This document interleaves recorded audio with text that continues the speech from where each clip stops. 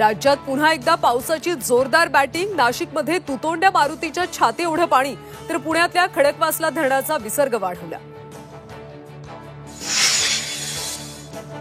Ukraine दौऱ्यानंतर पंतप्रधान नरेंद्र मोदी आज महाराष्ट्रात जळगावात लखपती दीदी योजनेतल्या लाभार्थी महिलांशी संवाद साधणार।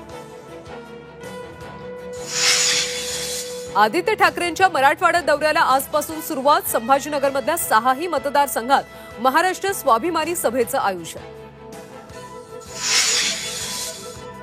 मनसे अध्यक्ष राज ठाकरे आज वाशिम दौऱ्यावर।